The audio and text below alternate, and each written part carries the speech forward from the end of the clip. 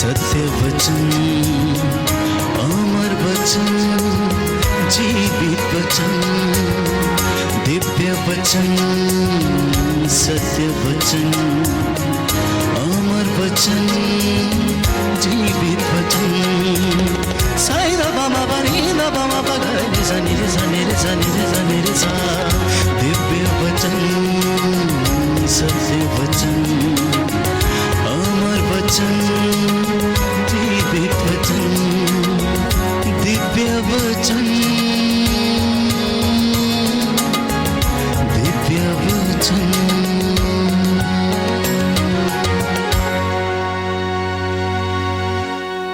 प्रभु क्रिस्त में प्रिय भाई और बहनों, आप सबको जय यीशु। आज हम मनन चिंतन करें कि किस प्रकार परमेश्वर हम सबों के साथ रहता है, हम सबों को रक्षा करता है,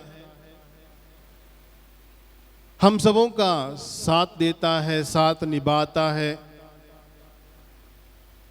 हर पल हर क्षण एक अगुवा बनकर, एक साथी बनकर साथ निभाता है। इस पर हम लोग मनन चिंतन करें और ईश्वर से प्रार्थना भी करें। स्तोत्र ग्रंथ में जब हम पढ़ते हैं अध्याय 109 वाक्य 105 में स्तोत्रकार कहते हैं, तेरी शिक्षा मुझे ज्योति प्रदान करती और मेरा पद आलोकित करती है। कहते हैं तेरी शिक्षा मुझे ज्योति प्रदान करती और मेरा पद आलोकित करती है। मतलब इसे हम संत मत्ती सुसमाचार अध्याय 5 अध्याय 6 में हम इस चीज को पूर्ण रूप से हम देख सकते हैं। किस प्रकार प्रभु के वचन, प्रभु के शिक्षा हर एक इंसान को ईश्वरीय राग पर चलने की प्रेरणा देता है। क्योंकि प्रभु कहते हैं जहां 2 या 3 मेरे नाम से इकट्ठा हो, मैं उनके बीच उपस्थित हूं। यानी जब जब हम प्रार्थना करने के लिए एक साथ बैठते हैं, वहां प्रभु हैं। और उसके अलावा जहां जहां लोग प्रेम से इकट्ठे होकर प्रेम की बातें करते हैं, एक दूसरे की भलाई के बारे में बातें करते हैं, वहां प्रभु विद्यमान है।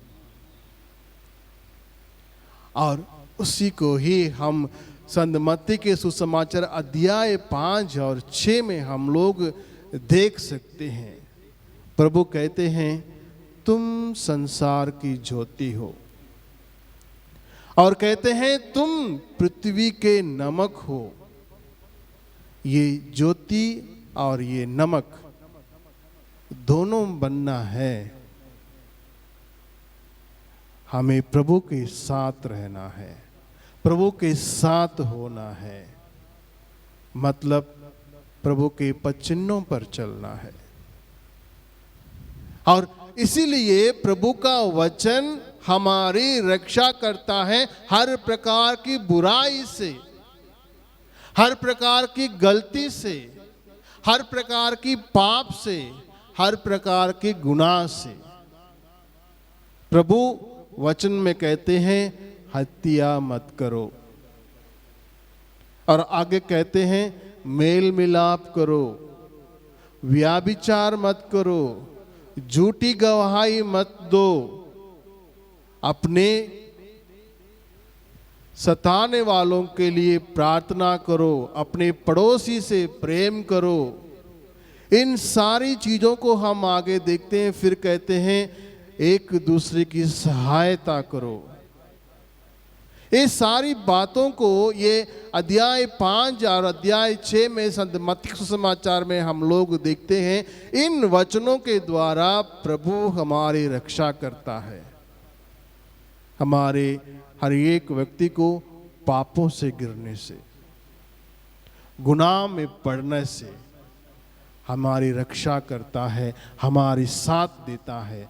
उसी को ही स्तोत्रकार अपने अध्याय 119 और 19 के अध्याय वाक्य 105 में कहते हैं, तेरी शिक्षा मुझे ज्योति प्रदान करती और मेरा पद आलोकित करती है।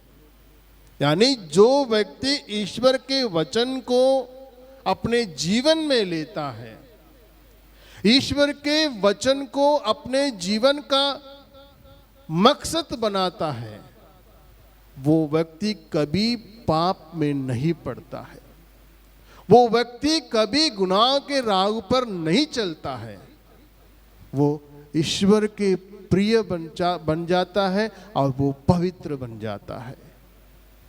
आज प्रभु इन वचनों के द्वारा हम सबों की रक्षा करता है ताकि हम पवित्र बन जाए, पिता ईश्वर के योग्य पुत्र पुत्रियां बन जाए। और दूसरी बात, फिलिपियों को लिखते हुए संत पौलुस कहते हैं, अध्याय 4 वाक्य 6 और 7 में कहते हैं, किसी बात की चिंता ना करो, हर जरूरत में प्रार्थना करो और विनय तथा धन्यवाद के साथ ईश्वर के सामने अपने निवेदन प्रस्तुत करो, और ईश्वर की शांति जो हमारी समझ से परे है आपके हृदयों और विचारों को ईसा मसीह में सुरक्षित रखेगी। संत पौलुस कहते हैं हर बात पर प्रार्थना करना है, हर समय प्रार्थना करना है, हर कार्य के लिए प्रार्थना करना है और ईश्वर के आशीर्वाद को प्राप्त करना है। ये हम प्रभु के जीवन में हम लोग देख पाते हैं। प्रभु हर कार्य करने के पहले वो पिता ईश्वर से प्रार्थना करते हैं। पवित्र ग्रंथ में हम अलग अलग जगहों पर देखते हैं प्रभु यीशु क्रिस्त बड़े सवेरे उठकर पहाड़ी पर चलते हैं अकेले प्रार्थना करने के लिए, और अलग अलग जगहों पर हम देखते हैं प्रभु यीशु क्रिस्त अकेले ही निर्जन स्थान की ओर निकल जाते हैं प्रार्थना करने के लिए। गेत्सेमनी बाग में हम लोग देखते हैं प्रभु यीशु क्रिस्त को प्रार्थना करते हुए। बपतिस्मा के तुरंत बाद प्रभु यीशु क्रिस्त 40 दिन 40 रात प्रार्थना या उपवास करने के लिए निकल जाते हैं ताकि वो पिता ईश्वर के साथ संयुक्त रहे। इसी प्रकार आज प्रभु हम सबों को भी निवेदन करते हैं, हम सबों को भी बुलाते हैं ताकि हम प्रार्थना के साथ ईश्वर के साथ मेल मिलाप करते हुए एक साथ रहें। प्रभु आज हम सबों को प्रार्थना के साथ हम सबों को बचाने में समर्थ है। इसलिए संत पौलुस कहते हैं किसी बात की चिंता ना करो, प्रार्थना करो। प्रभु कहते हैं हर जरूरत में प्रार्थना करो, यानी जब हम अपने आप को ईश्वर के साथ जोड़ कर रखते हैं हम पाप से बचते हैं। हर जरूरत में जब अपने आप को ईश्वर के साथ प्रार्थना में जोड़ कर रखते हैं तो हमें ईश्वरीय आशीर्वाद मिलता है। आज प्रभु हम सबों से आग्रह करते हैं कि हम प्रार्थना में प्रभु के साथ अपने आप को जोड़ें, हमारी हर जरूरतों को प्रभु के सामने रखें, क्योंकि वो हम सबों के हर जरूरतों को पूरा करने वाला है, वो पूरा करने में सक्षम है। आज संत पौलुस हम सबों को इन वचनों को देते हुए हम सबों को याद दिलाते हैं। और आगे अगर हम जब देखते हैं इतिहास के ग्रंथ अध्याय 41 वाक्य 10 में अगर हम देखते हैं पिता ईश्वर इतिहास नबी से कहते हैं डरो मत, मैं तुम्हारे साथ हूं, चिंता मत करो, मैं तुम्हारा ईश्वर हूं, मैं तुम्हें शक्ति प्रदान कर तुम्हारी सहायता करूंगा, मैं अपने विजय दाहिने हाथ से तुम्हें संभालूंगा। ना डरने के कहते हैं, याद दिलाते हैं मैं तुम्हारे साथ हूं। अगर इस चीज को अगर हम मनन चिंतन करें, सोच विचार करें। प्रभु यीशु ख्रिस्त अपने 12 शिष्यों को जब 2-2 करके जब वो भेजते हैं, वो 12 का 12 शिष्य जब गांव-गांव जाते हैं प्रचार प्रसार करने के लिए, लोगों के लिए प्रार्थना करने के लिए, लोगों के चंगाई प्रार्थना करने के लिए जब आगे बढ़ते हैं, वो किसी चीज की चिंता नहीं किए, वो प्रभु पर भरोसा रख कर गए। जब वापस आते हैं, अपने खुशी को प्रभु के साथ वे प्रकट करते हैं। और उससे हटकर हम जब देखते हैं, रक्तस्राव से पीड़ित वो महिला ये विचार कर कर उस भीड़ में आती है, अगर मैं प्रभु के कपड़े का फल्ला भर छू लूं तो मैं चंगी हो जाऊंगी। जब उनके मन में ये विश्वास आया, उनके अंदर से जो डर था, बीमारी का डर, उसी समय दूर हो गया। जब वो पल्ला छूती है, वो अपने आप को सुरक्षित पाती है, अपने आप में चंगाई प्राप्त करती है। और उस यरीको का अंदाज जो प्रभु को वो दृष्टि दौड़ाते हुए पुकार पुकार कर कहता आया, हे दाऊद के पुत्र मुझ पर दया कीजिए। जब उसके अंदर वो विश्वास आया, क्योंकि पिता परमेश्वर इसायास नबी से कहते हैं, डरो मत, मैं तुम्हारे साथ हूं, चिंता मत करो, मैं तुम्हारा ईश्वर हूं। ये उस यरीको अंधे के दिल में ये बात बसती है, इसलिए वो प्रभु की ओर दौड़ाता है। जब लोग उनको रोकते हैं, फिर भी वो जोर जोर से पुकार पुकार कर चिल्लाता है, हे दाऊद के पुत्र मुझ पर दया कीजिए। वो प्रभु की ओर आगे बढ़ता है और प्रभु उस अंधे व्यक्ति को अपने पास बुलाते हैं और उनसे कहते हैं, तुम्हें क्या चाहिए? जब वो व्यक्ति कहता है, प्रभु मैं फिर से देखना चाहता हूं, और प्रभु उनसे कहते हैं, तुम्हारे विश्वास ने तुम्हें चंगा किया है। यानी ईश्वर हर पल हर क्षण हमारे नजदीक है। हर पल हर क्षण प्रभु हमारे नजदीक है, हमारे रक्षा करने के लिए, हमारे साथ देने के लिए, हमारे साथ निभाने के लिए। पवित्र वचन हम सबों के लिए एक साक्षी है।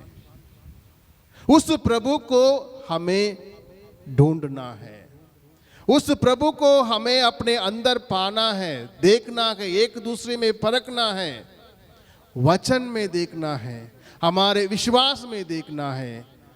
हम अपने आप को सुरक्षित प्राप्त कर सकते हैं। ईश्वर हमारी रक्षा करता है वचन के द्वारा, प्रार्थनाओं के द्वारा और एक दूसरे के साथ निभाने के द्वारा, एक दूसरे पर विश्वास भरोसा रखने के द्वारा हम उस रक्षा कवच को हम लोग अपने जीवन में देख सकते हैं।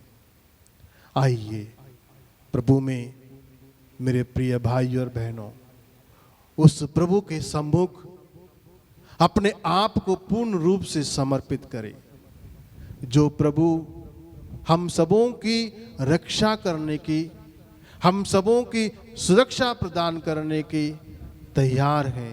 उसके सम्मुख अपने आप को रखे और अपने आप को सुरक्षित पाए, हर पाप से, हर कलंक से, हर प्रकार के अपवित्रता से अपने आप को दूर पाए, अपने आप को पवित्रता में पाए।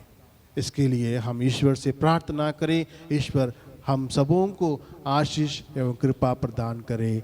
आमीन।